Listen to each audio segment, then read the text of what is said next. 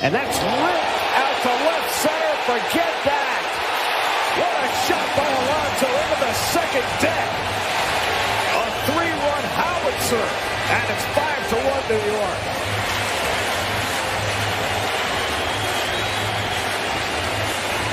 Career home run number 248.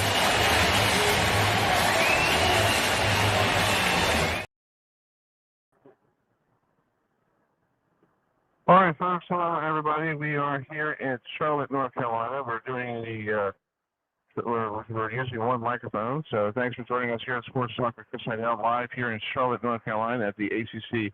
We're at the Hilton Charlotte Uptown here in Charlotte, North Carolina. So, folks, thanks for joining us tonight. In 5 minutes, we'll have Jeff Cohen will be joining us. Also, we should be getting Dedrick Dodge, former Florida State player, should be joining us at the same time. At 5:15, Mike Gross will be joining us. He covers Penn State for the Lancaster newspapers. So we're on until 6:30. We're down here in Radio Row here, Adam. So what's your take on the first 2 days here? For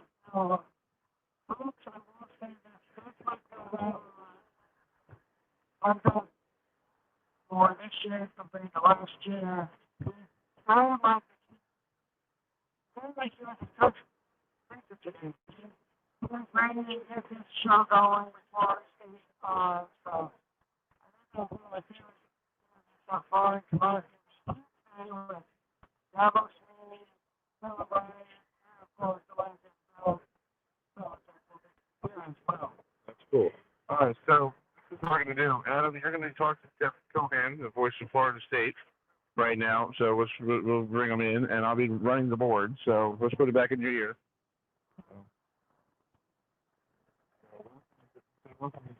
Well, all right, folks. Our first guest for tonight is no stranger to the show. He loves coming on here, and I know he's ready for the start of the upcoming college football season. Florida State opens up their heat. Florida State has a huge test to start out with against the Alabama Crimson Tide at Bill Campbell Stadium. So let's bring in the voice of Florida State University football, our good friend, Jeff Culhane. So, Jeff, thanks so much for joining us here tonight. So just talk about, the opener versus Alabama and what you heard today from, Coach Norvell said at his press conference here in Charlotte. Chris and Adam, it's great to be on with you guys. And when you guys are emailing about getting back on the show, it must be close to football season. So that's always a positive. 38 days away, but who's counting? And, yeah, we're excited around here. I'm not. Obviously, we're ready to turn the page and move on from 2024.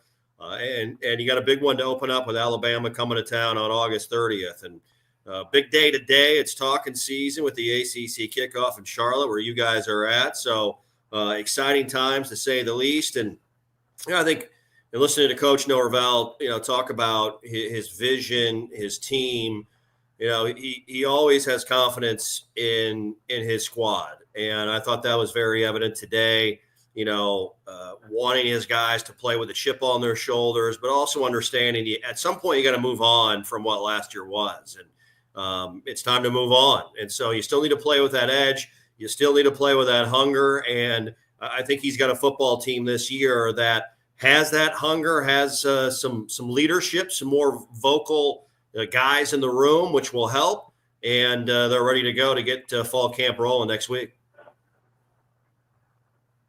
Yeah, just talk about, you obviously heard the comments on the new quarterback, Tommy Spanos, about what he says playing up against Alabama. So what's your take on that? And how do you think he'll do in the season opener against the Crimson Tide? Well, it's obvious he's very confident, right? I mean, you don't say some of the things, that he mentioned without having a strong belief in himself as a player. We've seen Tommy up close and personal the last couple of years, and he's a heck of a talent. And I think in a lot of ways, what Tommy was trying to do was trying to instill some confidence in this team and in the guys that he has in the room, because it feels like in working with them in the wintertime, in the springtime, spring ball, summer workouts, he sees a high level of potential. And look, it's one thing to be talented, but if you don't have the belief in yourself as a team to overcome, adversity and obstacles and getting punched in the face during a game, you have what we had to deal with around here a year ago in 2024. And so, while I think Tommy's, comments were, sounded they were an individual speaking about himself, I think it was also him letting his teammates know, hey, like last year was last year. That's over. We're here to beat everybody. And it starts with Alabama. And, everybody's going to have their own experiences and their own opinions on what he should have or should not have said based upon who you are. I like the fact that our quarterback is a confident player. You need to be confident. And confidence and leadership comes in different forms. And so to me, that was Tommy really trying to show everyone here that he's coming here to win. He's excited about his opportunity. He's a Florida State fan growing up. He's always wanted to be a Nole. This is his dream school. And, for him to be paired with Gus Malzahn as an offensive coordinator, I think those two together can create some scary things for opposing defenses this season. Yeah, absolutely, Jeff. So, Alabama is no fluke. The second-year head coach tailing the four, obviously, an SEC team. So, from what you've seen, how do you think Florida State can do against Alabama? Well, Adam, I think Florida State can win every game they play in. It's a matter of how well is Florida State going to play on that given Saturday. And against Alabama, you got to play great. And there's little room for error against a team like the Crimson Tide. And, one thing I'll say about Alabama, and I'll disagree with something Tommy said, Kalen DeBoer is a great coach. Now, is he Nick Saban? No, but he's still an unbelievable coach. Just look at his record. I mean, Kalen DeBoer as a head coach has not lost at all. I mean, anyone in coaching would take his resume as a head guy. So he knows what he's doing. And also, we talk a lot about Gus Malzahn returning to, calling plays. He's also brought back his offensive coordinator from their national championship game team in Washington and Ryan Grubb. That'll make a difference. That's an important move that some are talking about, but not many are talking about here this season. So Alabama's a tremendous team. They still have Alabama talent. They have questions, though, themselves. Who's their quarterback? Ty Simpson has really not played in many significant games as far as taking big-time snaps. He'll take his first real significant snaps in a big-time game against Florida State in a newly renovated, sold-out Doak Campbell Stadium opening up on August 30th. So unbelievable receiving corps, great offensive and defensive lines, amazing secondary. It's still Alabama. But it is a setting that is truly unique to what you have in this day and age in college football. It's not prevalent as much to have true road games in openers anymore. You see a lot of these neutral site games, right? And so you've got Alabama playing here. They haven't played a true road game against a non-conference opponent dating all the way back to the year 2000 when they played at the Rose Bowl versus UCLA. So it's something new to them, and I can promise you the atmosphere is going to be outstanding.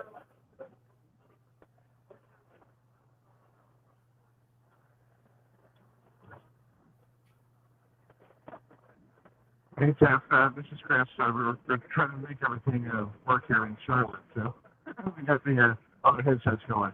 I asked Mike this morning about having the opportunity to have Guspo on and all the different coaches on the staff, and what does that mean right now? And he said it was great to have all these different resources, around him, and he can learn new things every time, and that's a good thing for the program. I'm sorry, Chris. I couldn't hear you there. What did you say?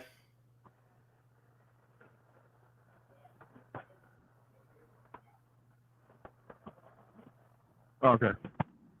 All right. Can you hear me now? Somewhat, yes. Can you hear me? Yes. We're having phone issues. Okay. You can hear me? All right. I talked to Mike this morning, and if you can hear me, and I asked him about having the two coaches around. And they said, what did he learn from having those guys around to help him? And he goes, he doesn't want to take it. He doesn't want to take it for granted. So that's a good thing. Well, yeah, I think the last part of your question cut off, but I think what you're alluding to is the new staff and the new coordinators here. And, Mike Norvell and Gus Malzahn go all the way back to their years at Tulsa in 2007 and 2008, along with Herb Hand, who's the offensive line coach now here for Mike Norvell at Florida State. And Gus Malzahn is one of this era's great offensive minds. And I think it's something we've talked about, but I don't think people truly understand the impact that I think Gus Malzahn is going to have on this team and this offense when he can just focus on being a play caller. And so I think that's a huge narrative to early on, especially this season in 2025 for Florida State football. I think Tony White is a head coach in waiting somewhere. I'm really impressed by Tony. I think he's a tremendous defensive mind. His defenses are unique. They're multiple. They give opposing groups a lot of problems and keep offenses on their heels.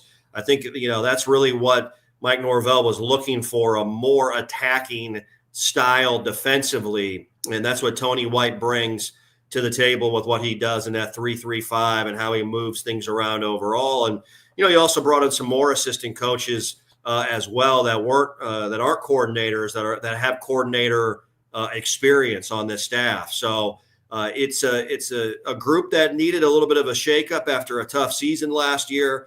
And I really feel like the two coordinators Mike Norvell brought in are going to be a huge asset overall. Jeff, thanks so much for joining us here tonight. And season's not far away, so thanks again, and we'll talk down the road. All right, guys. Enjoy Charlotte, and as always, go Noles. That's right. All right, folks, that's our good friend Jeff Culhane, the voice of Florida State football. So this week we big. All right, let's join this long. Yes, we are. We're having microphone issues here, so if you can hear us. So, all right. It's 5:13 here in Charlotte, North Carolina. So let's bring in our good friend Mike Rose here. So, Mike, can you hear us, Mike? Yeah, I can hear you. Yep. Cool. All right, we're doing the old-fashioned way, the little headset microphones. Oh, yeah, you guys that really looks high tech. Yeah, it's very impressive. Yeah, exactly. Yeah, exactly. Well, thanks for coming on tonight. Penn State's out in Vegas right now with Media Day. So what do you see from Coach Franklin and all the players out there today? I know you're not there, but you got a chance to watch it on the Big Ten Network. Yeah, this is the first time they've had the Big Ten Media Days in Las Vegas, and it's kind of weird to have it in such a different time zone and everything. I don't think they really wanted to do this. I think there was a problem with doing it at Indianapolis, which is the site the last couple of years. But anyway, people are really excited about Penn State. The two preseason publications that I really pay attention to, Phil Steele and Pick Six Previews by a guy named Brett Cientia, both have them ranked number one in the country. This is absolutely, I think, their best shot. Now we're talking in July on paper, obviously, but I think this is their best shot since I've been covering the team, which is 20 plus years. That's true, and they're coming off a semifinal loss to Notre Dame down in the Orange Bowl, down at Hard Rock Stadium. So I guess that might bring a bitter taste in their mouths because they were almost there last year. You know, if they got past Notre Dame, they would have played Ohio State in the down there in Atlanta. So, but I guess Coach Franklin is trying to keep that momentum going, so there's not a situation, no letdowns from that. Because a lot of teams, when they get through that threshold, almost to the title game, the year later, they take a step back because they think they can just cruise into the season. Well, but actually the opposite has happened the last 2 years with Big Ten teams. 2023, Michigan had come close the year before, brought a lot of guys back, won the whole thing. Last year, Ohio State, they came close the year before. They brought a lot of guys back. They won the whole thing. That's another reason why I think people are high on Penn State, is because it's seen as something very similar to what's happened the last couple years with Big Ten teams.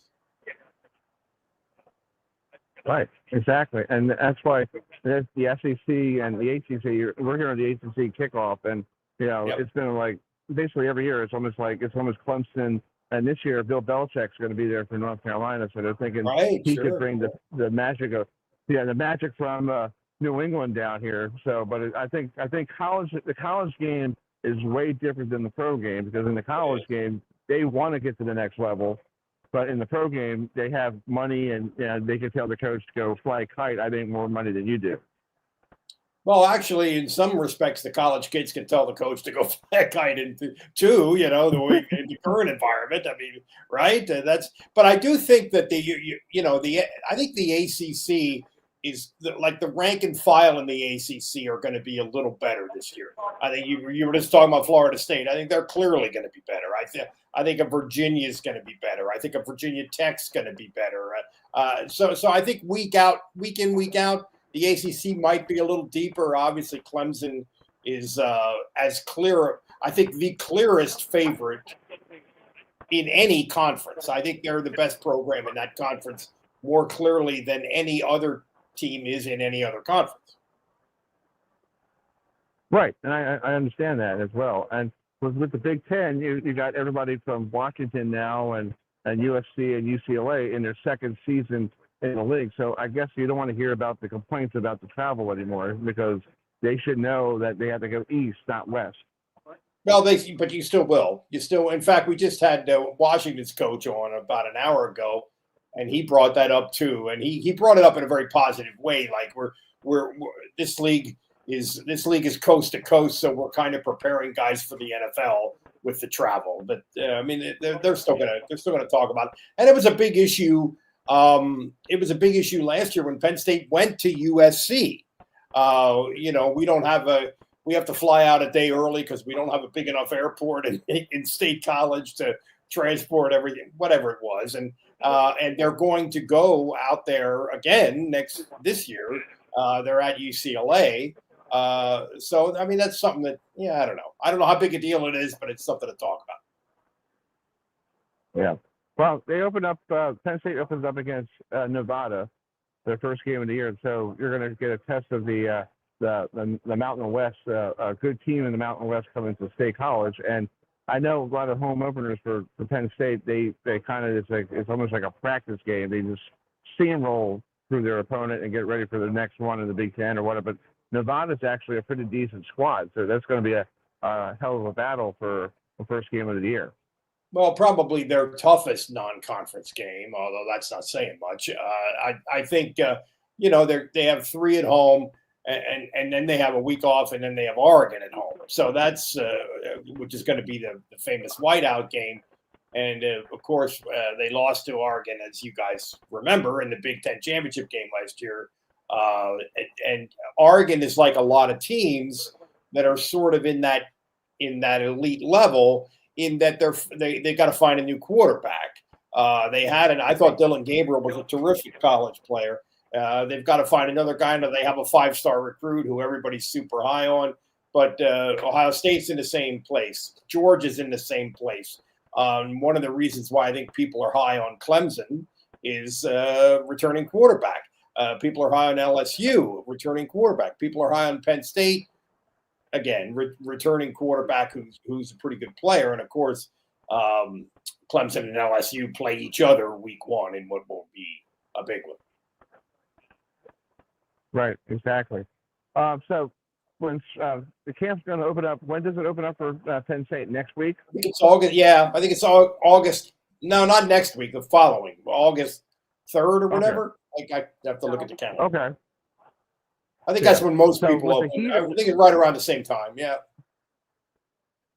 So we're dealing a lot of heat and humidity on the East Coast. It's been 90 degrees, and you guys have been dealing with a lot of heavy rain and storms and all that stuff. So that might be a one of those factors that they might enhance the more indoor practicing because of the heat instead of being outside in pads and sweating them. So they probably won't get used to the environment until hopefully that first game in August is not going to be 95 degrees and the humidity is higher than so it'll be your clothes stick to yourself.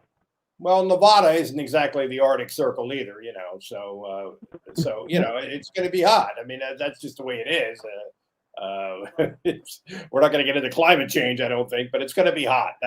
Hot and humid. There's no doubt about that. Right, exactly.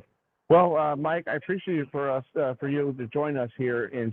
I know you're not in Charlotte; you're back home in Pennsylvania. But I appreciate you. I'm joining you. Technology. Yeah, so you don't have to travel. You don't have to get on a plane. You just go down here and you go back and you stay in one room. There you go. Thanks, guys. Have fun. Thanks.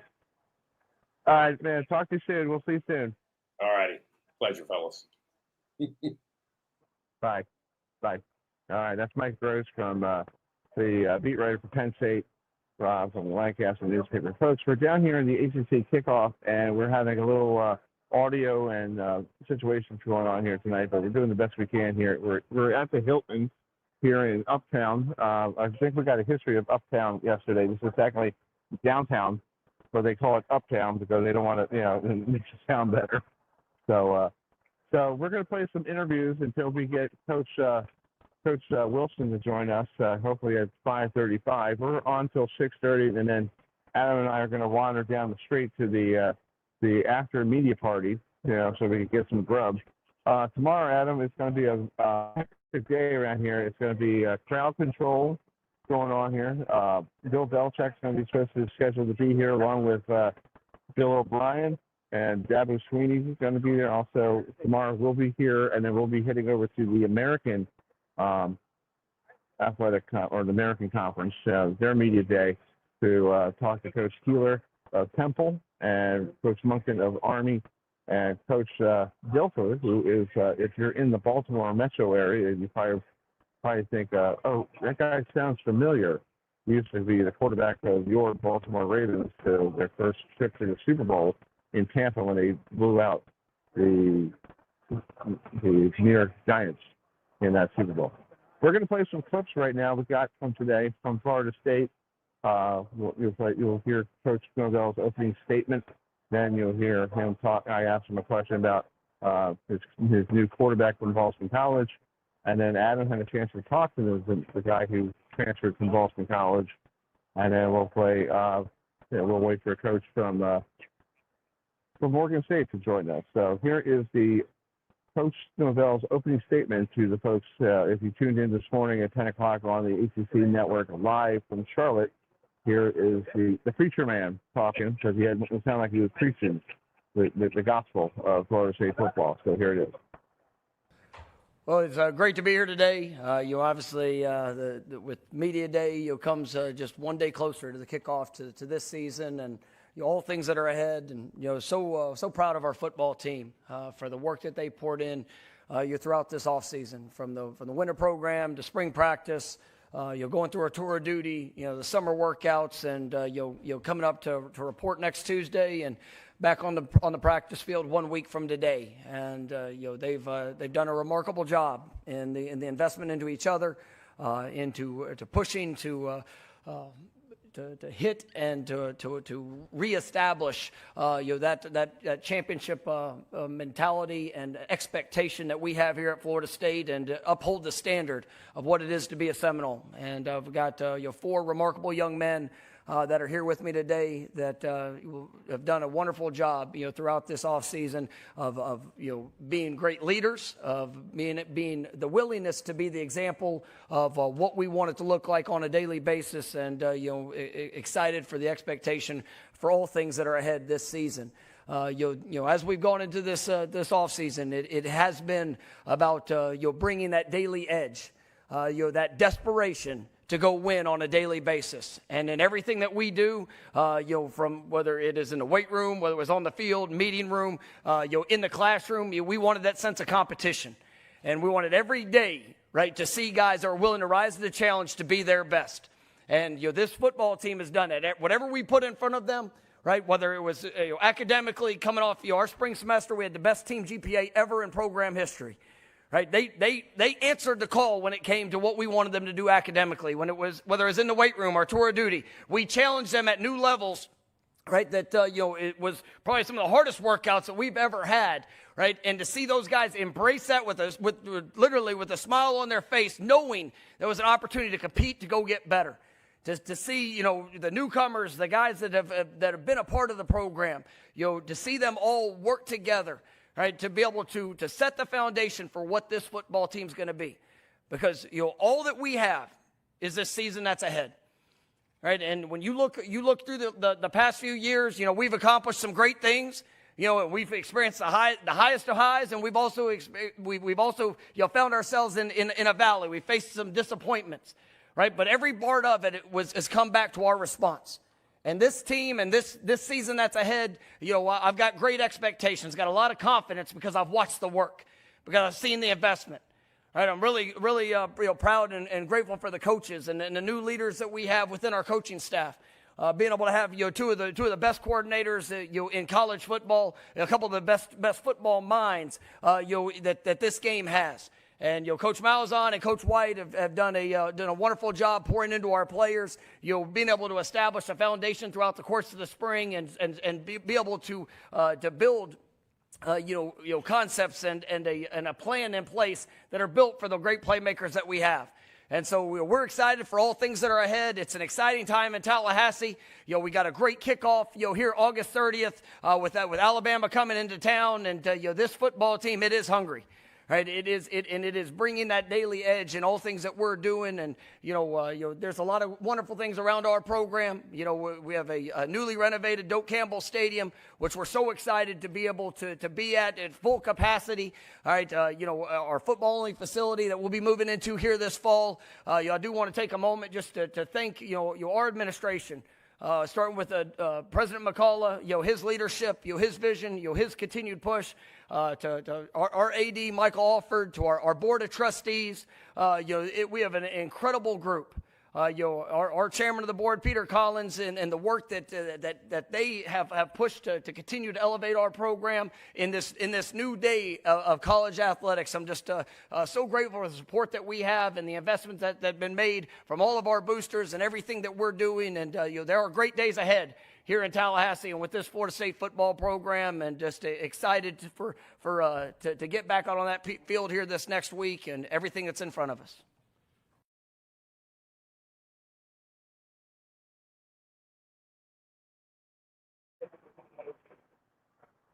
Okay. Now here's Tommy Casanos, the quarterback.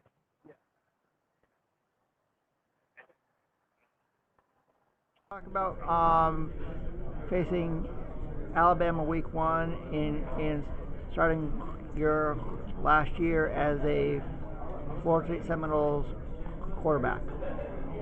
I'm excited for the matchup. It's a big stage, a big opportunity for me and my teammates to go out there and perform. I'm excited. I'm ready to just put the ball down and go play. It's going to be a good game. We're ready to go out there and compete and just go out there and play football. And also talk about reuniting with Gus Malzahn as your offensive coordinator. I'm excited. I'm very happy to be back close to Gus Malzahn. We have a great relationship.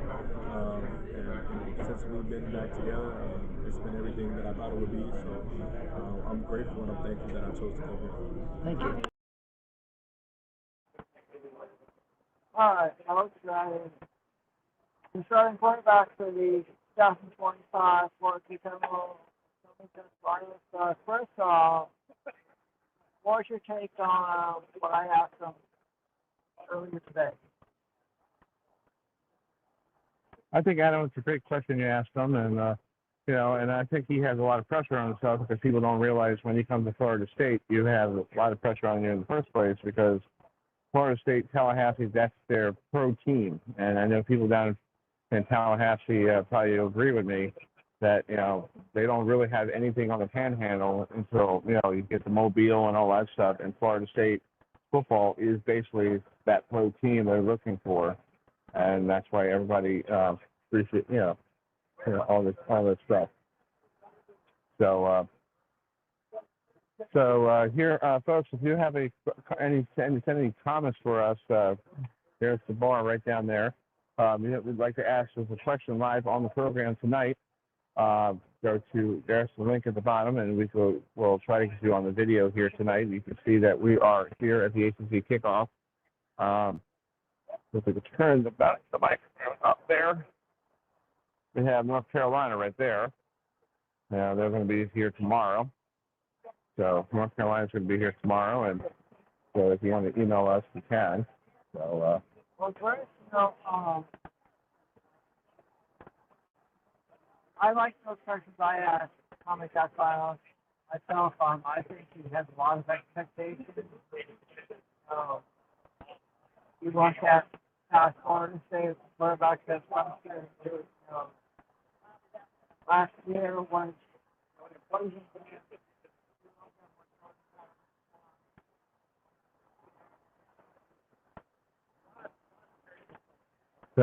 reminds me of Florida. He was not only he can run, he can throw as well. So I think he can live up to the hype this year, and we will see what happens week 1 versus both Yale and 4 and the Alabama Crimson Tide. The game will be at 3:30 p.m. Eastern Standard Time on ACC Sports. So what a way to take it. Debut as the newest quarterback of the Florida State Seminoles. New Orleans. Oh yeah, I think it's great. And we talked. I had a chance to ask Mike in the breakout room this morning about Tommy and his leadership and does he look like the similar guy that we saw in Tallahassee and Jordan Travis? So here's my Q&A with Coach Mike Norvell. Tony coming in, I was doing some comparisons the other day, watching Tony and Travis back and forth. Jordan Travis and Tony, your quarterback this year. Is there any similarities? Because I feel like you need somebody who's more mobile out of the pocket to get the offense down the field. For us, we're looking for the best playmakers that we can possibly have. And obviously, you need to have a playmaker at the quarterback position, whether it's his arm, legs, whatever that dynamic needs to be on any given play. That makes you more explosive, and we've seen that at a high level. Been able to throughout my coaching career, see it with a lot of different types of quarterbacks, but regardless of the skill set, it's the playmaking ability that where you step on the field and 10 guys around you are better. That's what you desire and that's what you look for. And I'm excited for something that's what we have. When you have two. All right, that's Coach Mike Norvell talking to us this afternoon. So, folks, if you want to join us, if you want to ask us a question live video or live audio, Adam or I will answer that question for you here tonight. We're on until 6:30 Eastern time here in Charlotte, North Carolina, and looks like everybody is all the media members are slowly packing up their stuff. You got Gus Graham over there doing his program, putting his stuff away in his Tupperware. We got our good friends over there. We know from the sports shop, Mr. Reese over there next to us. So if you want to ask us a question or if you want to email us, herberthamradio@gmail.com. In the meantime, let's bring in the head coach of Morgan State. Let me bring him in. Coach Wilson. Coach, can you hear us? I can hear you well, Chris. How you doing, buddy? Doing good. I'm doing great. Thanks for coming on. I know you had media day yesterday at the bank down there at M&T Bank Stadium. So talk about how was media day and how cool is it to be at that beautiful ballpark? I know you're working on it, still have construction going on, but what was it like being in that club level? Oh man, it was great, man. It was great exposure for our university, great exposure for the city of Baltimore, and the media showed up, man. It was really a good experience for the student athletes, and they treated us, top flight. So you have in the MEAC, you have the same thing almost similar to here in the ACC. You have two well-known NFL players who did very, really good jobs in their careers now coming as head coaches in Jackson at Delaware State and Michael Vick, who are opening up their season against Towson later in August. How cool is it to have some people like that who made it to that level? I know you've been coaching a lot, like, from the days at Bowie State and all that stuff, and you have seen the growth of your players. How cool is it that them have an opportunity to talk to an NFL-type player? I mean, I have several guys on my staff that played in the National Football League, so it's nothing. It's nothing new to me. Those guys, at the end of the day, are in a new arena. Those guys are in the coaching arena. They're no longer playing, so we don't have to prepare to defend a Michael Vick or to cover Deshaun Jackson because those guys aren't playing. We're going to prepare for those guys there on the field, though. That's true. Yeah, but it's cool for the league that just like here in Charlotte, we have Bill Belichick coming in tomorrow to talk to the media, and it's already going to be like a circus tomorrow. We hear there's going to be a lot of media members down here. Want to probably grab his leg or something. I guess it's like the goat. Yeah, it's a little different. Bill Belichick is one of the best coaches that's ever done it. So I understand that the circus there, and he's just going to do it at the collegiate level at this point, which is great. He's a very good ball coach. Once again, one of the best that's ever done it. Yeah. So let's talk about your program. You open up. We talked during the springtime. Yeah, you had a good spring, practice, spring game, and all that stuff. And August 30th is coming around the corner here. You open up against South Alabama. That's a team in the Sun Belt, right? Right. Very good football program. Yes, sir. FBS program. Very good program. We're going to have our work cut out for us. There's a physical group. They got some changes on their roster like everyone else has during this off season, but very good football team that we're going to play. Yeah. So let's talk about you guys. Who's going to be starting under center? You don't have, you got experience under center for quarterbacking, or do you have like people who are trying to learn your system? Well, we have several guys that's competing for the position. All of those guys have been in the program, if not a full year, several years. We did pick a couple mid-year guys up as well. So we have roughly 6 guys in that room that's going to compete for the job. They've had a great offseason this spring as well as this summer. So I really look forward to those guys competing once we start camp next week. Yeah, I was looking at you have a guy. I live around the Cockeysville area, and I have a lot of people who I live with. My girlfriend's parents, and she went to Delaney High School. You have a grad student in Jeremiah Wynn, who is a defensive back, on the team this year. What does a grad student bring to a team like you guys? I know he's going to bring experience, and where he's been, around playing college football. Now he's bringing his expertise to this roster. Well, Jeremiah Wynn he was already in our program, so he's been with us the last few years, and we have several guys that's seeking their masters. So anytime you have a group of guys that's finished their undergrad degree and now they're seeking a master's and still with college eligibility is a great thing because you have maturity with those guys. Those guys, it's some familiarity with the program, the expectations, and so you look for those guys for leadership to pick up some of the younger guys that we brought in the program. Yeah, and Jeremiah has a cousin who plays for the Giants, so that's a good thing. In his family, he has some NFL experience with a family member that might bring some more expertise to you guys to help, the cornerbacks and get everybody ready on the same page. I didn't know that. That's good information to know. I do all the research. My girlfriend's wondering, like, why do I she's like, where'd you find all that stuff? I'm like, well, when you do research on somebody, you got to know, And you and I go way back. We did the games in Bowie State, and I found stuff in papers, and you're like, where do you bring that up from? I don't know where that came from. That's good. Yeah, right. You're doing your work. Exactly. So just talk about your time at Morgan State. You come from Bowie State, a very successful program. When I was there, we didn't go to the postseason. But I enjoyed traveling with you guys. It was really cool enjoying seeing all these big football players going into the Cracker Barrel, and all looking at me going, One lady looked at me like, she goes, are they coming to eat? I'm like, yeah, you better be ready. They're like, oh, okay. Yeah. No, I'm excited. About being in the MEAC. Yeah, I'm excited about our guys, the guys that we put together, the team we have together. Really excited about how these guys are bonding and gelling together. It should be an exciting time for us. We're in a situation where last year we were able to win more games than the school has won in over 10 years, and we're looking to build upon that. We understand it's a brand new ball club this year, but at the end of the day, the expectation and the goals will change. So, we look forward to coming together and competing on August 30th. Yeah, I'm looking forward to. Hopefully, I'm in town for the Towson game. You guys take on Towson. Great thing for the city of Baltimore. Getting two good universities playing each other every year, and hopefully that stays the same because with all the situations in these leagues, they want to go to 9 games, 8 games. I know we're down here in the ACC territory. They're talking about 9 games, and that will ruin all the rivalries. But having Towson still on your schedule, that makes it really good for the city of Baltimore. Oh, that was great. You talk about 2 schools located less than 5 miles from one another.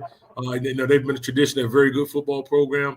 We haven't beaten them in several years, so it's definitely going to be an exciting time, and we're glad to get them at home this year. So in front of our home crowd, and we'll take on those guys week 2 of the season. Nice. Real quick before I let you go, what's the rest of the schedule for you, Coach? And when do you guys start camp? This week and next week, or the week after? No, we check in on the 30th, next Wednesday. Yep, we'll check in and we'll hit the field. We'll hit the field on the 31st. Oh, awesome! Cool. Yes, sir. Well, we'll like to get you on when we're back at home base, back in Baltimore, not on the road. So we'll love to get you back on in the middle of the camp, see how you're doing, and get ready for that first game against South Alabama. Indeed. Just let me know when. I'll be there. I appreciate you guys. All right, buddy. Talk to you soon, man. You got it. All right. See you. Bye. All right, folks. That's our good friend, Coach Wilson from Morgan State, who Adam goes way back to us in the days of the Bowie State football situation. So over in the CIAA road. Yeah. Bowie State has their athletic program. Exactly. Very good program. So, folks, it's 5:42 here. We'll be here till 6:30, and coming up on the schedule, I had a chance to speak to Ron Rivera yesterday here at the ACC Kickoff. And then at 6:05, Mike Popovec will be joining us. He'll talk about Baltimore, about the Terps. They were at Media Day yesterday. Mike Loxley talked to the fine media people there in Vegas. And then at 6:15, we'll have Dave Cohen hopefully will be joining us. He'll be on the road like us. He'll be traveling back from New Orleans, to see that they get ready to get back to Atlanta. And then we'll finish up at 6:25 with a couple of players from the state of Maryland who plays at the University of Virginia. Camille Carter, who is I knew his dad from the days at the Baltimore Mariners football, and Michael Melton, who went from Ohio State, winning a national championship, the next day transferring to UVA. So I talked to both of them yesterday. So right now, we're getting ready for our interview. I taped with Ron Rivera. We apologize for the audio. We'll make sure we'll get it clear the next time. But I had the privilege to speak to him, and Adam did a fantastic job holding the camera yesterday afternoon. So here is Coach Ron Rivera. I had a chance to speak to him about stuff.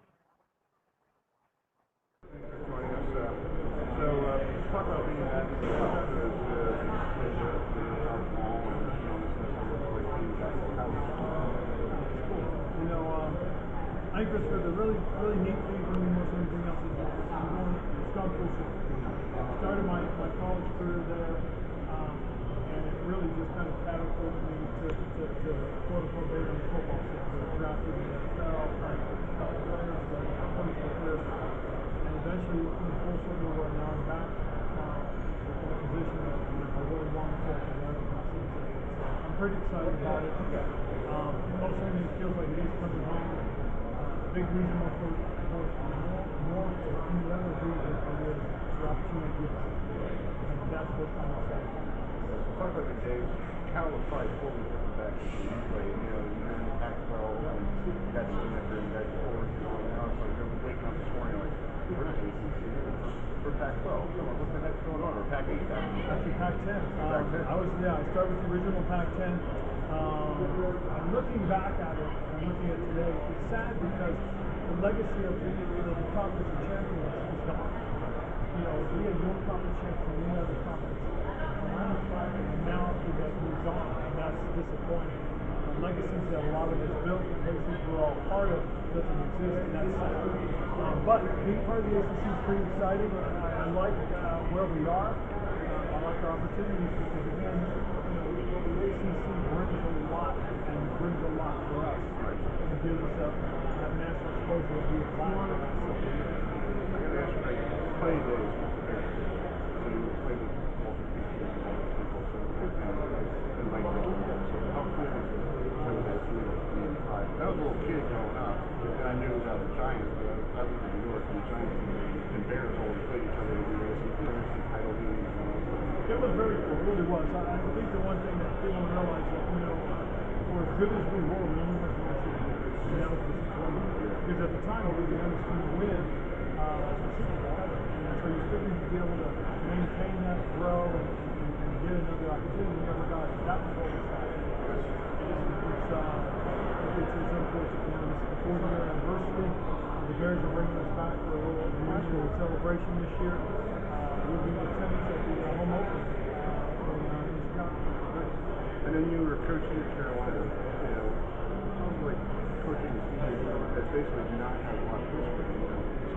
You took over, and you brought them to the Super Bowl, and you had Cam Newton, and for a long time. It looked like being back here in Charlotte to have you as a coach. I think it was very cool. I really did. True highlights of my career is to helping build this program. One, two is to have the success we had. Three is to have the players we got. It's a coach's dream, and good players, good coaches. I'm very fortunate to have a great group of guys that really helped propel this organization to where it got. And one last question: what went wrong in Washington? With all the stuff with the name and all that stuff, Snyder and all that garbage, Well, I just think the hardest part behind it was really all the things on the outside that were distractions that got in the way. Whether people understand it or not, it was very difficult. It was a very hard time. We did the best we can. Could we have done better? I think we could have. But that's the way it broke. I do like where they ended up. I thought, some of the things that we did really helped put them in a position to be able to become who they're becoming. And I'm really excited for the game and what they're doing in Washington. I like the uniforms they brought back. With the W, with the old Redskins colors. It's like, that's Washington. I'm in Baltimore, so I know all the Redskins. I moved down from New York, and Redskins team in Maryland goes Coastal. So my dad is watching the Clark Rivers and all these people. He likes the Commanders. It's a good organization. I think they've really taken it to another level. So it'll be exciting to watch to see if they really are truly growing. Well, enjoy the ACC. Thank you so much for everything. Appreciate your time. I appreciate it. All right, thank you. Bye.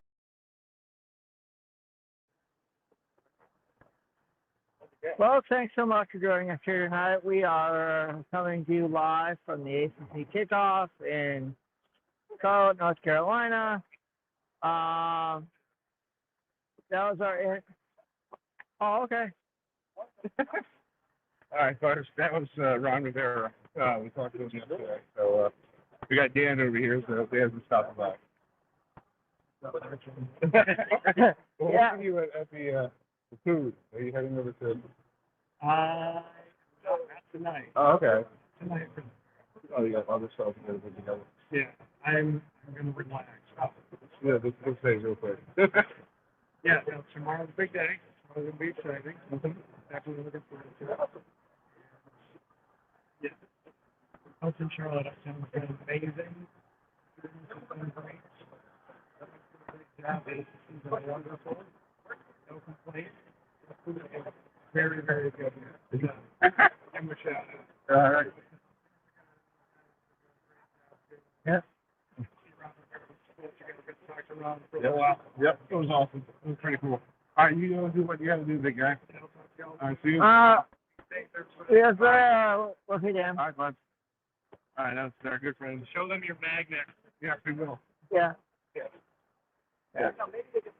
The magnet's in the other room. We forget to bring that down. We'll get it. Oh, okay. We'll put it on next week. Yeah, that was a good friend, Dan Tortor. We can call with GT. You can go to YouTube. You can go to Facebook, and Chris and I were on his show on Tuesday. We taped the show that aired on Tuesday. So if you haven't checked that out, be sure to check that out and let us know what you think. Exactly. We talked to other coaches yesterday. We talked to Stanford head coach Frank Wright, who is not a familiar face. It's a familiar face here in the ACC. He was a all-time great at Maryland, and now he's back at the ACC. So I had a chance to talk to him yesterday. At the breakout room about him coming back to the ACC, where he took out Miami in the Orange Bowl in 1984. So here's our quick Q&A with Coach Wright. Back in the early days in the 80s, and you're known for going down to Miami and taking out the Gator, the Canes, and the comeback. What was it like being back in the ACC and knowing that you know all about this league because you played in College Park? I feel like I should know all about it, but I feel like I know nothing about it. There's 17 teams now. They're not the teams I always played against, and Maryland's not in there. But I don't understand all of it. So it's pretty cool. It's pretty cool. He was an ACC champion in 1984 and 1983. Yeah. So that's what we're shooting for this year, right? If you go into the goal, and if that's not one of your goals, I don't know what you're doing. You know what I mean? So, so for us, it's fun to be back here. We got 3 trips back here. Virginia, Carolina, and Miami, and then we go to Hawaii. So we got 4 trips of 3-hour time zone switch, and so that's pretty unique. But it'll be fun. I know this is 1 year.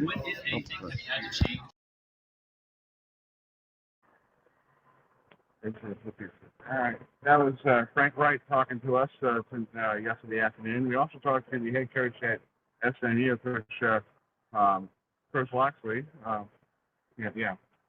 Coach of the SMU, Loxley, SMU. We talked to him about a player who is in the D.C. area playing for SMU, and Isaiah Smith, who we had on the show last year a couple times. So we'll get him back on this year as well. So here's my Q&A with Coach from SMU.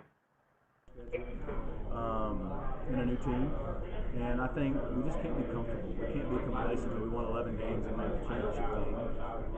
We still feel like we could have done better, and it's going to be really hard to get back, but I know if we get comfortable and complacent, we won't.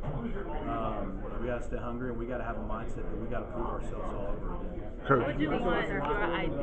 This feels like a nation title game. In fact, even get this year, this looks like it. I'm always curious how y'all decide who gets the question when everybody starts. Eventually, everybody stops but one person, and you're all in unison. I do. Now, there's a lot of teams in this league that I think are capable of winning the league this year. So there's a lot of people that have that mindset. But I did feel this spring and summer, as we finish up our summer and off-season workout tomorrow morning, actually, that there's a level of player-led accountability on this team and a hunger that is good. It's not hype. It's not like fake. But it's also, there's a lot of confidence, a quiet confidence, but it's like they know how hard it is to win a game, much less 11, and especially in this league, but there's a lot of confidence because we've done it. And they're doing a really good job of leading themselves and holding each other accountable to a high standard that we've kind of set for ourselves. Coach, you have some staff on some coaching staff from Miami. Came from Miami, also players as well. They are coming. All right, so that's Coach from SMU talking to us yesterday afternoon of day 1 of the ACC Kickoff. Also coming up here, we got, let's see here, we could play something to thank the coach for joining us. We talked to some University of Miami player If you have a lot of Cane fans in your family, we talked to Wesley Bishell, who's a senior lineman from Miami, who we talked to him yesterday afternoon about what it was like. Like last year, they kind of fell, on the flat after losing to Syracuse, and then they lost into the bowl game. But they were on the quest to be here in Charlotte. So I had a chance to talk to Wesley about maybe the mindset of getting themselves back to normal. The first game of the year against Notre Dame, there's going to be a packed house down there at the stadium. So what do you expect for this big game against Notre Dame, and for this season, hopefully better from what happened last year at the end at Syracuse and the bowl game? I feel like it's going to be a great matchup. I feel like both teams are going to come out there with their hair on fire. First game of the season, have to set the tone for the rest of the season. So I feel like we're going to be ready. I feel like we have a great team, great dudes, and I feel like we got all the missing pieces to come and put it together, play some great football. Hey Wesley, just talk about having a transfer quarterback in Carson back after last year, having Cam Ward as your quarterback. Well, they're obviously two different people, but I believe in Carson. I believe in Carson back. The whole team believes in him, and we're gonna ride with him. Man. I feel like he can get it done. And yeah, let's do it. How do you? What are you gonna say? If he is, maybe we can. I know it's Wesley Bissell from University of Miami talking to us yesterday afternoon. So there's the Miami guy behind us. Pretty cool. I didn't offer that, prop point. So anyway, we talked to yesterday. Maryland was at the Big Ten Media Day yesterday in Vegas, and here is a quick clip from Coach Bloxley of Maryland talking about the culture. He's trying to change it and trying to get it back to being what it was 2 years ago. Nightcast Media. Wanted to ask you, you alluded to as far as losing your locker room at one point, but obviously you still got it back. What is the difference, and when do you know the difference is between being a coach and being a teacher when you having to manage so many different personalities within the locker room with yourself and your coaching staff? Well, great question, and to be honest, there is no difference between being a coach and being a teacher, in my opinion. I've always tried, and this is why losing the locker room a year ago for me was really personal, because it's bigger than football, and it has been for me. I would have never dreamt of a kid that grew up in the South Side of Washington, D.C., having an opportunity to coach at the place as a kid I grew up rooting for and worshiping. I mean, I loved everything about Maryland. I still do. I enjoy the job I have. But I can tell you last year was tough on me as a coach, because for the first time, those really strong relationships were questioned, because I had to decide whether to pay a freshman coming in or take care of a veteran player that helped me go to 3 bowl games and have success and do something that hadn't been done in 130 years in the history of Maryland football. And it was hard to do both. And so what I've decided now is, if you come to Maryland and you look outside of our locker room, there's a sign. And that sign reads, you can leave your Louis belts, your car keys, and your financial statements outside of this locker room, because when you enter those doors, we'll all pay the same price for success or failure. And that's really important for me, and that's what last year was about for me, but that's also why I'm excited about this year, because I don't know what kind of team I have just yet, but I know that they're really talented, and it's a matter of them playing for something bigger than themselves, which we're in the process of developing that type of culture. All right, folks. Let's start watching the media this week. Back in the ACC, we have one win to play. Kevin Jennings, the quarterback from SMU, is here as well. So let's talk here. You and I had a pretty good. We sure did. Kevin Jennings returns as quarterback for SMU. They open up one of their top non-conference games is against Baylor. They also have the Iron Skillet game versus TCU, which will be ending after this year. They also play Miami and Clemson for the rematch of the ACC championship game. So here's a conversation yesterday that we had here in Charlotte with quarterback of SMU, Kevin Jennings. Last year, I know you were here for the ACC Championship game, and you guys came back and made it a ball game, and then lost by that last field goal. And then you had to go to Penn State and deal with that madness up there in State College. So, what did you guys learn for those games to help you get through that? Maybe you have that same issue this year. Yeah, we definitely learned a lot. I mean, I can't speak for the team. I know they learned a lot, but I can't speak for what specific they learned. But for me, I know I learned just how to function in those situations and stuff like that. I think I really needed that. Them 2 moments right there, losing moments to push me to the person I am today. This season I'm going to have this year. And this year you guys as Clemson, in the regular season, we have to out Clemson. Again, this time in the regular season compared to the ACC Championship from last year. Yeah, I think it's going to be a really good one again. I mean, we're going into the place this time where it's probably a little bit harder. That tradition that got us come back, you know what I'm saying? But, I'm just looking forward to the game. Talking about what Cave looked like a little bit, just joking a little bit about the game and just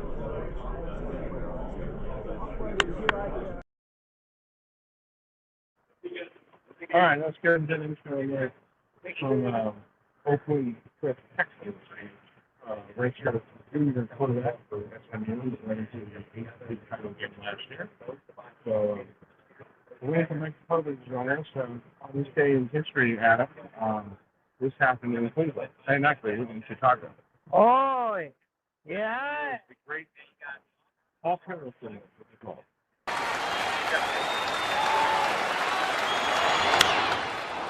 That ball hit deep into left center field. Wise back. Makes the catch!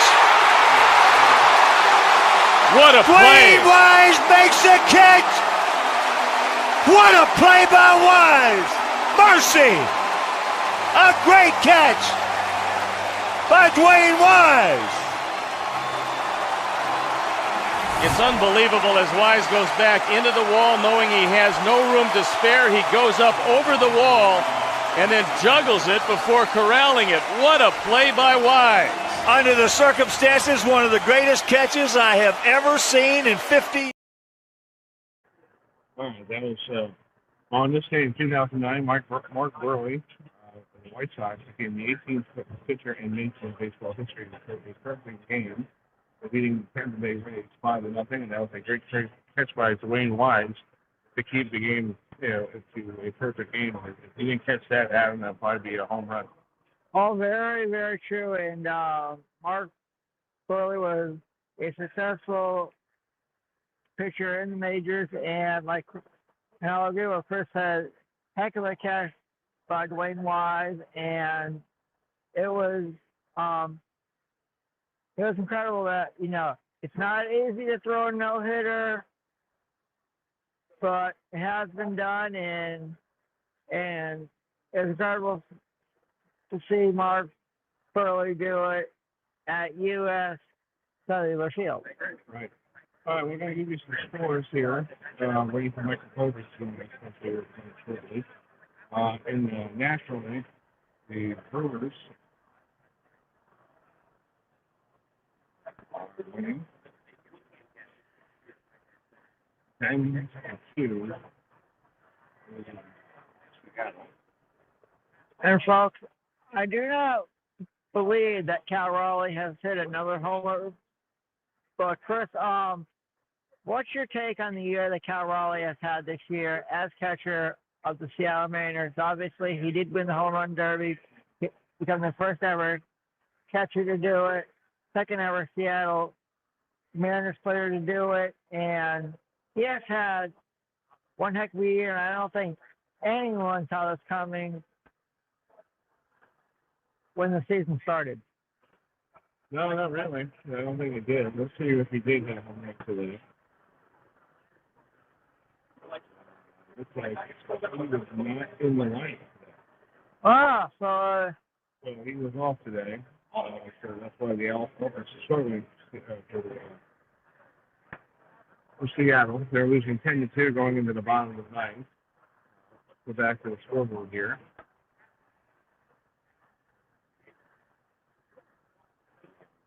We already knew the Mets struck the entries today.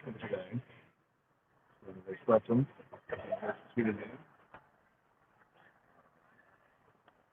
That's strictly interest of their fourth straight win, and waiting for a night, hopefully the outcome of the Red Sox Phillies series. The Red Sox knocks off the Phillies for the next couple they take the lead again as in the standings. Here.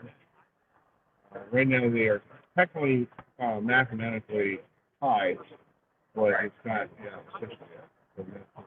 That's up on 4 in a row. They have one of the new winning streaks right now in baseball, because the Milwaukee Rivera lost last night, so they are now necessarily the owners of the longest winning streak of the season. 6:05 here. We're here till 6:30 Eastern time. And if you have a question or you want to talk to us here on the program, don't be shy. Like I said, don't be shy. Yeah, on this link here, and we can want you to join the program, and we can answer any of your questions. So Adam, let's what else we got here? We got. Let me see what anything else right now. Well, how about this? Let's play some music until Mike and the program join us. We'll play. This is a number one song today, country music. Alan Jackson's. It was one of Alan Jackson's greatest songs, Chattahoochee. So if you haven't heard the song, you want to crank up Worry Bacchus, spice up your summer. So Chris, let's go and let's while we're waiting for my poet.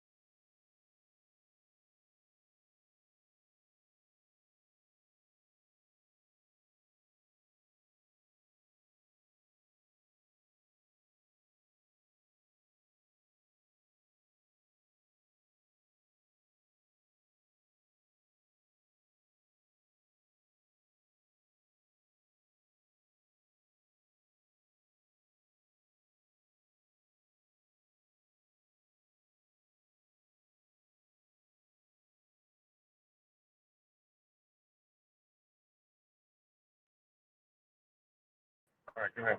All right, folks. Chris and Adam are here live from Charlotte.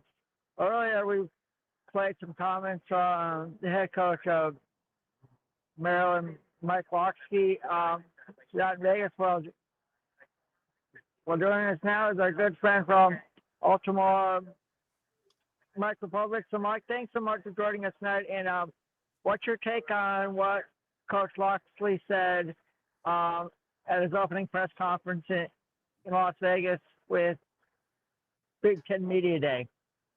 Yeah, hey, guys, thanks for having me on. I got to tell you, the media had to love it because he was brutally honest about what happened last year. You know, I really think that to some extent people appreciate the honesty, but it does seem like somebody that is coming off that hasn't quite accepted the changing landscape of college sports.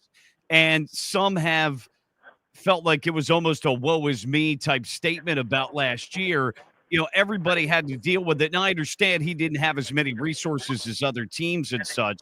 And I think some of this we knew about the haves or have-nots. We knew that this could be an issue, though, and I think certainly it's highlighted more among teams that have less money to spend. Certainly, the more money you have, the more people you could take care of. So, I think that's fair to a point, but I think that from those that I've talked to, they come away more with a negative connotation of this, that, it's kind of woe is me, and there's a lack of understanding how things have changed and such. And it didn't maybe come off as good for Maryland as you would have liked. And, losing the locker room, I'm not sure that I would have maybe been quite as honest as he was with it. But he certainly laid it all out there. Now, again, presumably with this new AD and his resume and what he said, Maryland ought to be in better shape in the next couple of years than going forward. But we'll see how quickly that happens. Yeah, and Maryland opens up the year against Florida Atlantic out of the American Conference. So, what's your take on how the Terps could do this upcoming season? Yeah, I mean, it's certainly a good question. Look, the Terps have generally gotten off to a good start. Usually that's because it's been a favorable non-conference schedule, but they have had some toughies in there at times where they've done pretty well in non-conference play, especially at home. But look, Florida Atlantic, Northern Illinois beat Notre Dame last year. And Thomas Havoc, the former Ravens running backs coach, is their head coach. So that's not going to be a gimme game there. But when you take a look at Florida Atlantic, Northern Illinois, and Towson, certainly a good opportunity to start out 3-0. Now, if you are, and there's no guarantee that Malik Washington is going to start out of the gate. I know a lot of people feel like he will, but if they need to ease him in or give him a couple of weeks, look, he's here. I think they'll do that. I think you'll see him play a good portion of the season. But then you look week 4, even at Wisconsin, guys. It's a Wisconsin team that has a lot of work to do. They lost their identity offensively. They're trying to get back to that this year, but that is not a typical Badgers team. So, the opportunity, and I don't want to get ahead of ourselves because there's a lot of new pieces on this team and not a lot of returning starters, but could they get out to a 4-0 start? Yeah, they certainly could. But, again, the new players we haven't seen will certainly need to step up. And what's your take on Maryland having one of their non-conference games against an in-state opponent in Coach Shinnick and the Towson Tigers? Yeah, I mean, generally, if you've got just one of them on your schedule, I like playing in-state teams if you can. Now, ultimately, you want to have a non-conference schedule that gets you ready for the Big Ten. So, you don't want to have too many of those, but, generally, I like playing a Towson or a Navy at least every other year, every couple of years. Certainly Towson is, a program that hopefully is on the rise that will give them a good game in going forward here. And, of course, with all the conference changes and all that, the CAA is certainly a lot different than it used to be. But, sure, that's his alma mater there. But they'll get tested for sure week 2, but weeks 1 and 3 seem a little bit more favorable in terms of how much they'll be tested. Yeah, and I'm switching gears here. The Baltimore Ravens start training camp soon. So, what are your expectations for the Ravens going into the season? Yeah, well, actually, veterans reported on Tuesday on the 22nd, so things are underway in Owings Mills. Look, guys, I mean, to me, it is Super Bowl or bust. Now, they still have to get over the hump that are the Chiefs and the Bills, and I say this all with all due respect to both those teams, but if you go back to last year's divisional loss to the Bills and then the AFC Championship loss to the Chiefs prior to that the year before, the Ravens beat themselves in that game. They didn't lose to those teams. They beat themselves, so the opportunities sadly slipped away for them there, but they were their own worst enemy, and that's the thing that you lament. Hey, if the other team's better and they beat you, fine. But if you gave as good a performance as you can and you still got beat, fine. But they beat themselves. So, but that said, guys, yeah, I expect Super Bowl or bust. I mean, last season is last season. They had some issues there, and I expected them to maybe take a step back. But with the roster, with the DC, Zach Orr going into year 2, with Lamar Jackson now with year 3 under Todd Monken's tutelage as OC, they certainly ought to be in the AFC Championship game, if not the Super Bowl. Yeah, I'll agree. And how do you think that Lamar Jackson will do this year? Do you think he can put up the numbers to contend for NFL MVP again and knock off Josh Allen? Yeah, I mean, certainly he's capable of it. We know he's a 2-time MVP prior. He was darn near close last year. They could have given it to him. He's really proven himself in the regular season, guys. So, yes, can he do it again? Absolutely. And he's got his best receiving core between the wide receivers and tight ends. He's got the best receivers to throw to that he's had in his entire time as quarterback here. The question's going to be his performance in the playoffs. And he's had some good performances, but then he's also had some not so good performances as well. And that's going to be the defining factor. I really don't have any question about him in the regular season this year. Now, it's a really tough schedule, so that's great for the entire team, including him. They'll be very battle-tested going to the playoffs. But, yeah, I don't have any questions about him this year. And, again, in his third year with Todd Monken, guys, the best wide receiving core and an offensive line now that's solidified after going through a little bit of growing pains last year. Guys, this offense ought to be, not that it hasn't been good the last 2 years, it has, but this ought to be the best offense we've seen in a while. Yeah, and one more thing, the Baltimore Orioles, they're in the second half of their season. How do you think that the Orioles can do in the second half of the Major League Baseball season?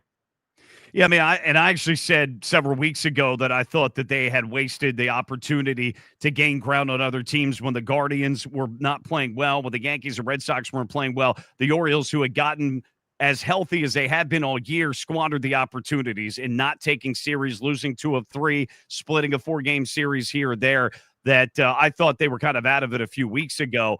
But even as late as 2 weeks ago, I had fans calling out they were very optimistic. But I think they need to be cautious sellers. There's no shot that they make the playoffs at this point. I think they need to be cautious sellers, though. I don't want to see guys that they have a club option on or guys that they have several years with. I don't want to see them traded away as good supporting cast pieces that could hurt the team's chances in 2026. So I think they need to be cautious. But look, guys that are in a 1-year deal or in their last year, like in Eflin, Sagano, and Mullins, you can all get them back in free agency, at the end of next season, or at the end of this season, I should say. So you could still bring that back and trade them and get some quality pieces. But I don't want to see guys like Alariano traded. I don't want to see a guy like Ramon Arias traded. I think you'd be hurting your chances for next year if you do that. Well, Mike, thanks so much for joining us here tonight. Chris and I are here at the ACC Kickoff, and we'd love to get you on, when the Ravens start the year against the reigning NFL MVP, Josh Allen, Buffalo Bills. Should be one heck of a start to the NFL season. Yeah, it certainly will be. Guys, always a pleasure. I appreciate you having me on, and enjoy your time there in Charlotte at ACC Country. It's a beautiful town there. Had a lot of fun there many years ago when the Ravens played the Panthers, so good memories of Charlotte. All right, Mike, thanks so much for joining us. All right, take care, guys. Be well. Well, folks, that's our good friend, Mike Popovec. We're going to switch gears.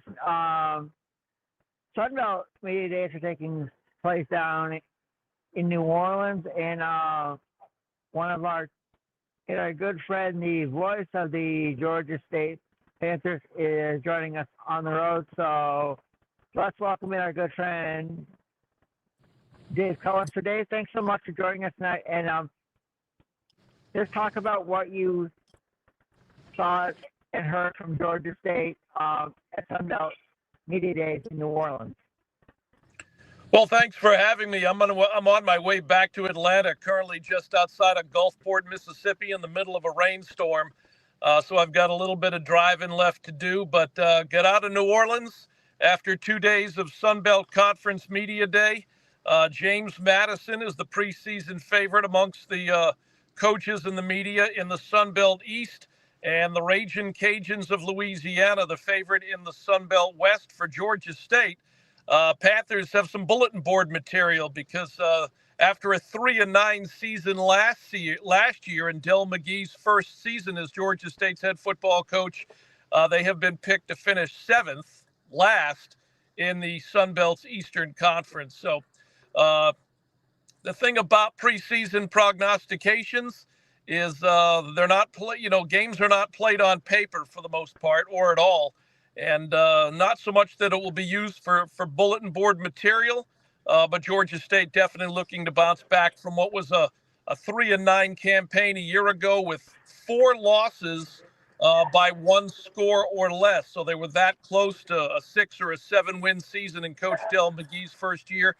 But they face a challenging schedule this year starting August 30th on the road in Mississippi against the SEC's Rebels of Ole Miss. Yeah, that game versus that game on the road, Ole Miss is not an easy place to play. So, how do you think that, playing an SEC team on the road, just talk about the what the Panthers got to do to pull the upset against the Rebels?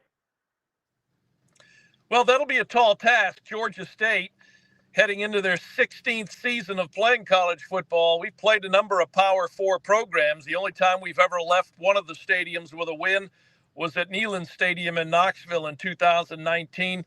Pulled off the upset over the Tennessee Volunteers. But, Ole Miss is going to look a little different. Jackson Dart is no longer the quarterback, so they've got a quarterback competition, I believe, going on there. And with the transfer portal, they really don't have any idea what Georgia State is going to throw at them. And almost to the same extent, Ole Miss has got a fantastic program. We all know that. But, they're pulling kids in and out of the portal as well.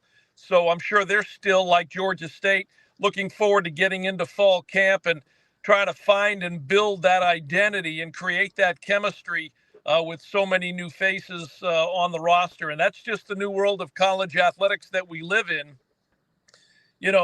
And looking at it from the G5 standpoint, or now the G6, if you want to call it that, year in and year out, in many instances, our best players at the G6 level are going to be taken away. They're going to be, they're going to end up at Power 4 programs if the NIL and the money is right. So that's what Georgia State and every other school in the Sun Belt Conference and every school in all of the G6 conferences going to play. So again, Ole Miss doesn't know what really Georgia State's going to throw at them. You look at our running back room, and Branson Robinson is from Georgia. We've got a running back from South Carolina, running back who spent some time, Jordan Simmons, at Michigan State, Akron, and then transferred from Ole Miss. So our running back room has got some players that have played at that Power 4 level. Granted, not as many snaps, but, we're going to see what they can do when they suit up for Georgia State in that first game against the Rebels of Ole Miss. Georgia State's got a very, very challenging first month of the season. Again, Ole Miss on August the 30th, followed by a home game, the home opener in Atlanta against the Memphis Tigers. You saw Memphis in the news in the last couple of days trying to buy their way into the Big 12. Week 3, we're at home against the Racers of Murray State. And then game number 4, back on the road in the Southeastern Conference to Nashville, Tennessee to take on Vanderbilt. So it is a very challenging, once again, first month of the season for Georgia State football. Yeah, just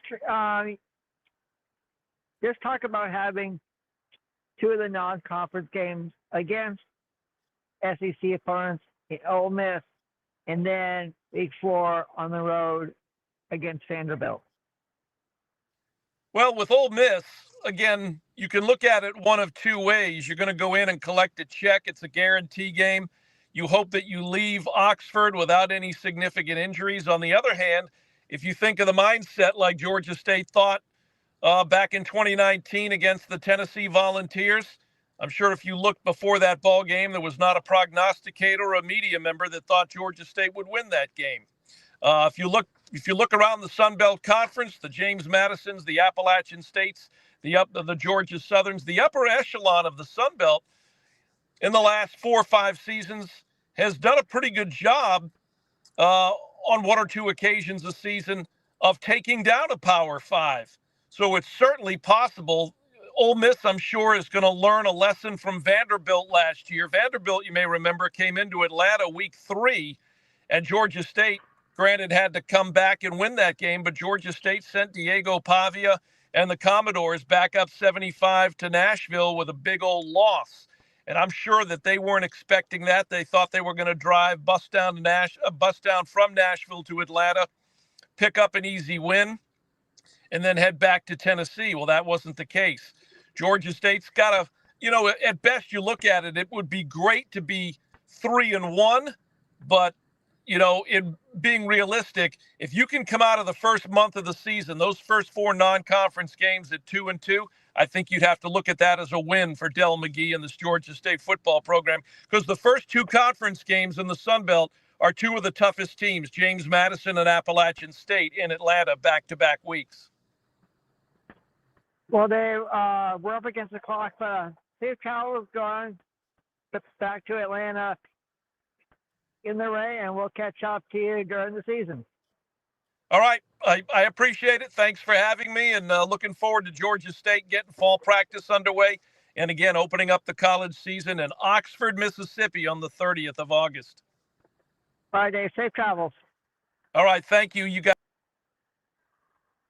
All right, folks, that's our good friend Dave Cohen, who is the voice of the Georgia State Panthers. We are going to wrap it up here in Charlotte, but tomorrow night, Chris and I will be back on tomorrow night at 8:30, recapping our week here in Charlotte, as well as interviews that we did with the good folks in the American Conference with Army and Temple, UAB. So thanks so much for joining us here tonight. Chris and I are going to go enjoy some good food. So, folks, we will see you tomorrow night at 8:30 p.m. Eastern. And so thanks again for joining us here from the Hilton Charlotte Uptown in Charlotte, North Carolina. But actually, before we go, we're going to end the show, folks, with the 2 interviews from the kids in the state of Maryland, from UAB, University of Virginia, and we'll see you all tomorrow night at 8:30 with a recap of the American and the ACC Media Day. So until then, thank you for joining us here in Charlotte. Have a great night. So talk about your time, with your dad, because, we were just talking off the mic, what did your dad teach you? Because I know he's probably watching today, and he's probably so proud of you being on television and all that stuff, and playing for Virginia. Yeah, I think when I think about my athletic career, he was a very pivotal role in that. Like I said, he comes from a world of strength training and, athletics, so for me to be around that all the time almost becomes second nature. So it's not as difficult, especially my first year in college. It was an easy transition for me. So, it was probably a big thing. So what did you learn from him growing up? I know he did a lot of indoor football, and he was with the different leagues and all that stuff. That's how I know him from, all those days. I would say really just watching, from my perspective, is the ability to work under pressure. I think he was so busy, in his career, and he still is a little bit. Yeah. And I think about my life now, and I'm so busy. And I think back to times when, he's working, he's moving here and there, he's doing a lot of stuff, but, it's all positive things. Right. So one last question. What do you think about your final season? You're a grad student, so, what do you guys have to do to get better to probably go to a nice bowl game and end your career, and, maybe go off to the NFL probably? Yeah, I'm excited for my last season. There's a lot of work I put in this off season, to showcase my abilities even more. Going back to your second question, details, that's really the biggest thing. There's a lot of games last year that, we had the lead or we lost by, a total of 3 points or a touchdown, and all that comes down to is details. Right. Be able to finish those games. Finish it, pretty much. Cool. Well, nice to see you. Nice to meet you again. Nice to meet you. See you, man.